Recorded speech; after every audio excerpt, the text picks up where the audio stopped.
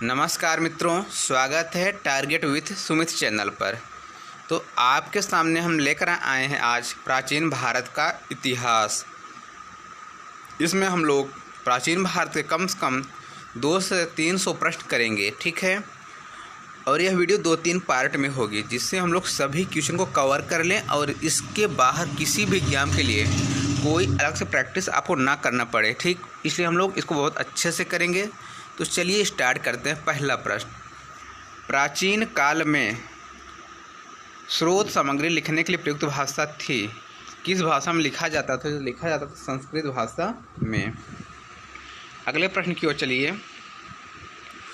पूरा लेख का अभिप्राय है। पूरा लेख का अभिप्राय आपको बताना है। सिक्कों का अध्ययन, शिलालेखों का अध्ययन, महाकाव्यों का अध्ययन या भूगोल का अध्ययन। तो यह है शिलालेखों का अध्ययन। Option number B.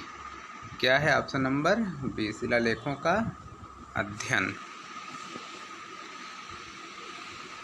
महापाषाण संस्कृति 500 ईसा पूर्व से 100 ईसा पूर्व हमें दक्षिण भारत के उस ऐतिहासिक युग से परिचित कराती है जब महापाषाण काल में उपयोग में लाए जाते थे। क्या ये लाए जाते थे? बड़े पत्थरों से घेरी गई समाधियाँ, मीन्स कब्रें। Option number C. मानव द्वारा प्रयुक्त पहली धातु थी, कौन सी थी? तो वो थी कॉपर। क्या थी? कॉपर। कालीबंगा किस प्रदेश में स्थित है? कालीबंगा किस प्रदेश में स्थित है? तो यह स्थित है राजस्थान। कहाँ? राजस्थान। धातु से बने सिक्के सबसे पहले प्रकट हुए थे। जो धातु से बने हुए सिक्के थे सबसे पहले कहाँ प्रकट हुए थे? हड़प्पा सभ्यता में, उत्तर वैदिक काल में, बुद्ध काल में, मौर्य काल में। तो कहाँ हुए थे? बुद्ध के काल में। किसके काल में? बुद्ध के काल में। अगले प्रश्न की ओर बढ़िए। हड़प्पा के लोगों की सामाजिक पद्धति क्या थी? हड़प्पा के लोगों की सामाजिक पद्धति क्या थी? 4 ऑप्शन है, देखिए, बताइए क्या होगा। उचित समतावादी। क्या थी? उचित समतावादी। अगले प्रश्न पर, हड़प्पा की सभ्यता के बारे में कौन सी उक्ति सही है? 4 ऑप्शन है, उनको देखकर बताना है आपको। उन्हें अश्वमेध की जानकारी थी, गाय उनके लिए पवित्र थी, उन्हें पशुपति का सम्मान करना आरंभ किया, उनकी संस्कृत समानता स्थिर नहीं थी। तो पता है ना, पशुपति महाराज और पशुपति भगवान की क्या करते थे? वो सम्मान करते थे, उनकी पूजा करते थे। हड़प्पा में खोजा गया सबसे पहला पुराना शहर कौन था? तो यह है भारत में खोजा गया सबसे पुराना शहर कौन है? हड़प्पा। उत्तर बोल रहे थे ना। भारत में खोजा गया तो कौन सा शहर है? नाम है हड़प्पा। सिंधु घाटी खुदाई में मिले अवशेषों में तत्कालीन व्यापारिक और आर्थिक विकास के द्योतक निम्न में से कौन से हैं? तो ये हैं मुद्राएं। किसमें? सिंधु घाटी खुदाई में मिले अवशेषों के तत्कालीन व्यापारिक और आर्थिक विकास में से कौन से हैं? मुद्राएं। हड़प्पा सभ्यता की खोज किस वर्ष हुई? हड़प्पा सभ्यता की खोज आपको बताना है। इसमें कोई ऑप्शन नहीं है। जो 4 ऑप्शन दिए हैं इसमें कोई नहीं है, ठीक। हड़प्पा स्थलों की खुदाई में निम्नलिखित में से क्या नहीं मिला? नालियाँ और कुएं, दुर्ग, धन्यागार, शिखर सहित मंदिर। आपको सब मिला। नालियाँ मिली, कुआं मिले, दुर्ग मिला है, पूर्वी दुर्ग, पश्चिमी दुर्ग, धान्यागार भी मिला है, लेकिन शिखर सहित मंदिर नहीं मिला। तो आपका आंसर ये सही होगा, ऑप्शन नंबर डी। ईंटों की कृत्रिम गोदी यानी डाइकार्ड वाला एकमात्र सिंधु स्थल कौन सा है? तो ये है लोथल। कौन है? लोथल। ईंटों की कृत्रिम गोदी डाइकार्ड वाला है एकमात्र सिंधु स्थल कौन सा है? तो वह है लोथल। सिंधु घाटी की प्राचीन संस्कृति और आज के हिंदू धर्म के बीच जैव ऑर्गेनिक संबंध का प्रमाण किस पूजा से मिलता है? तो यह मिलता है, बताइए आपको, पत्थर, पेड़ और पशु। पत्थर, पेड़ और पशु। बिना दुर्ग के एकमात्र सिंधु नगर कौन सा था जिसमें दुर्ग नहीं था? वो चहुंजड़ो। चहुंजड़ो में कोई दुर्ग नहीं था और कालीबंगा, हड़प्पा, मोहनजोदड़ो सब में क्या था? दुर्ग थे। सिंधु सभ्यता के टेराकोटा की मूर्तियों में निम्नलिखित में से कौन सा पालतू जानवर विद्यमान नहीं था? आपको बताना है। और सिंधु टेराकोटा की मूर्तियों में से जो टेराकोटा की मूर्तियाँ बनी हैं सिंधु सभ्यता में, टेराकोटा की मूर्तियाँ कहाँ बनी? सिंधु सभ्यता में बनी हैं। उसमें कौन नहीं था? तो ये नहीं थी, गाय नहीं थी। बाकी अलावा भैंस, भेड़, सुअर सब था, ये नहीं था। ठीक है, ऑप्शन नंबर ये सही हो जाएगा। सिंधु घाटी सभ्यता की मुख्य विशेषता क्या थी? सिंधु घाटी सभ्यता की मुख्य विशेषता थी व्यवस्थित शहरी जीवन। सिंधु घाटी सभ्यता कैसा था? वहाँ का जीवन क्या था? व्यवस्थित था। शहरी जीवन, जो शहरी जीवन जैसे आजकल हमारे यहाँ है, नालियाँ, अच्छे रोड और नक्शे के रूप में बने थे, अस्त व्यस्त नहीं थे। लोथल नामक स्थान पर निम्नोक्त सभ्यताओं में से किसका जहाजी माल घाट था? ये था सिंधु घाटी का। लोथल में किसका था माल घाट? सिंधु घाटी का था। देवी माता की पूजा संबंधित थी किससे? आर्य से, भूमसागरीय सभ्यता से, सिंधु घाटी सभ्यता से या उत्तर वैदिक सभ्यता से? तो यह तो भाई हमें पता है कि पहले माता सत्तात्मक थी और देवी की पूजा होती थी सिंधु घाटी सभ्यता में। सिंधु घाटी सभ्यता के लोग प्रायः अपने मकान बनाते थे। कैसे बनाते थे? किससे? पक्की ईंटों से। किससे बनाते थे? आपको बताना है, पक्की ईंटों से। आप अपने यह वीडियो अपने दोस्तों के साथ ज़रूर शेयर कीजिए। ठीक है, अपने दोस्तों के साथ ज़रूर शेयर करें। मोहनजोदड़ो में सबसे बड़ा भवन कौन सा है? मोहनजोदड़ो में सबसे बड़ा भवन क्या? धान्यागार, जहाँ धन रखे जाते हैं, अन्न से। सिंधु घाटी सभ्यता की प्रमुख विशेषता क्या थी?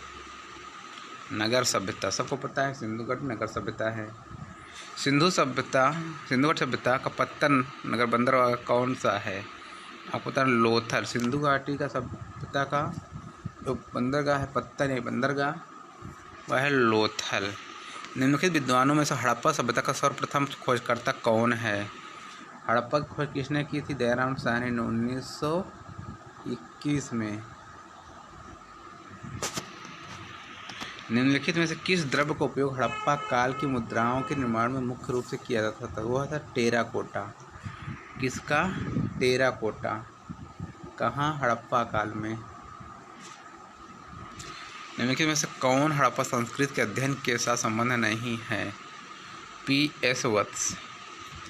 हड़प्पा की सभ्यता किस युग की थी? हड़प्पा की सभ्यता किस युग की थी? कांस्य युगीन। हड़प्पा को क्या कहते हैं? कांस्य युगीन सभ्यता कहते हैं। याद रखें, पूछा था हड़प्पा का सभ्यता कांस्य युगीन सभ्यता। हड़प्पा वासी किस वस्तु के उत्पादन में अग्रणी थे? यह अग्रणी थे कपास के। किसके? कपास के। हड़प्पा के निवासी थे शहरी निवासी थे। हड़प्पा जो निवासी थे कैसे थे? शहरी थे, ग्रामीण नहीं थे। न यायावर मतलब होता है खाना बदोश, न जनजातीय थे। सिंधु घाटी सभ्यता के लोगों का मुख्य व्यवसाय क्या था? यह था कृषि। सिंधु घाटी सभ्यता का मुख्य व्यवसाय क्या था? कृषि। सिंधु घाटी सभ्यता के लोगों का मुख्य व्यवसाय था कृषि। हड़प्पा किस नदी के किनारे स्थित है? याद रखना, बहुत महत्वपूर्ण प्रश्न है। हड़प्पा रावी नदी। हड़प्पा रावी नदी। सिंधी में मोहनजोदड़ो का अर्थ होता है, ऑप्शन नंबर डी सही। बहुत ही महत्वपूर्ण प्रश्न आप सब पढ़े होंगे। मृतकों का टीला। किस जिले में मोहनजोदड़ो स्थित है? जो आज के यह है सिंध प्रांत के लरकाना जिले में, जो पाकिस्तान में है, वहाँ है मोहनजोदड़ो। ठीक है। किस स्थान पर हड़प्पन समय के रथ की एक प्रतिमा प्राप्त हुई है?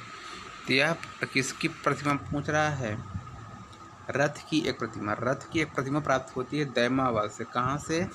दैमाबाद। रथ की प्रतिमा कहाँ से प्राप्त होती है? दैमाबाद से। अगले प्रश्न, निम्नलिखित में से वह दस्तकारी कौन सी है जो आर्यों द्वारा व्यवहार में नहीं लाई गई थी?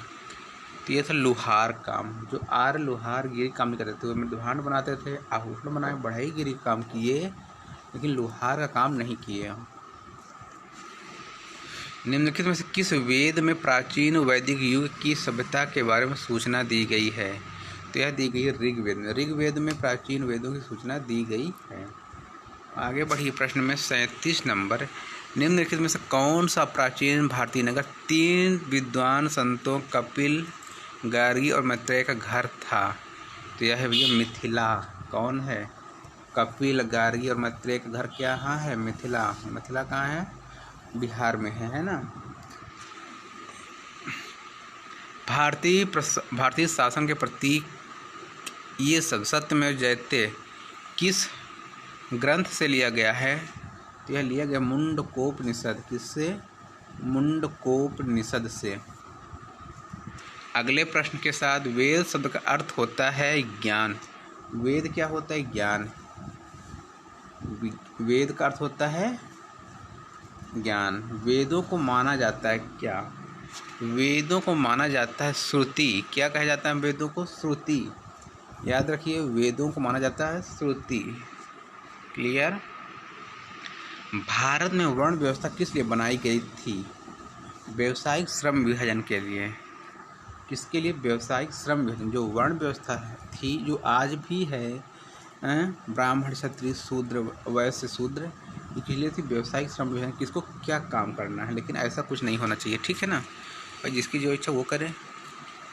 वैदिक लोगों द्वारा किस धातु का प्रयोग पहले किया गया था? वैदिक लोगों द्वारा किस धातु को था? तांबा। वैदिक काल में लोगों ने किसका प्रयोग किया था? तांबा का। उत्तर वैदिक काल के वेद विरोधी और ब्राह्मण विरोधी धार्मिक अध्यापकों को किस नाम से जाना जाता है? तो वह है श्रमण। क्या? श्रमण। भारतीय संगीत का उद्गम किसमें खोजा जा सकता है? भारतीय संगीत का उद्गम सामवेद। संगीत सामवेद।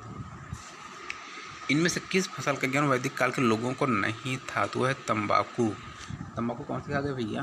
तंबाकू सिखा गए पुर्तगाली।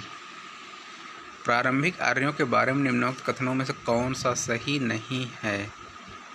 प्राथमिक आर्यों के बारे में कौन सा कथन सही नहीं है? ध्यान से पढ़िए। कुछ संस्कृत बोलने वाले तो बिल्कुल नहीं, तो गुरुसवारी के अगर से ना सही नहीं चाहिए। सब संस्कृत बोलते थे। हाँ भाई, हमारे आर्य संस्कृत बोलते थे। कई झुंडों में भारतवर्ष में पहुँचे। हाँ, मुक्त नगरों में निवास करते नहीं। नगर कहाँ है? सिंधु सभ्यता, हड़प्पा में।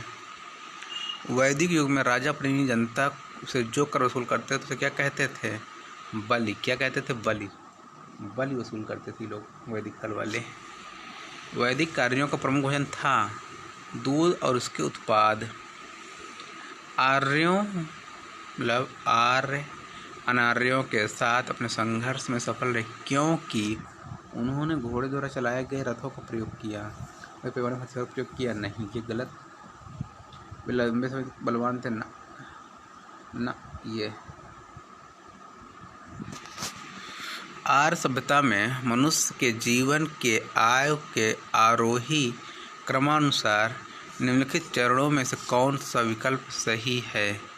बताइए, ये कौन सा सही है? आर्य सभ्यता में मनुष्य के जीवन के आयु के आरोही क्रमानुसार निम्नलिखित चरणों में क्या है?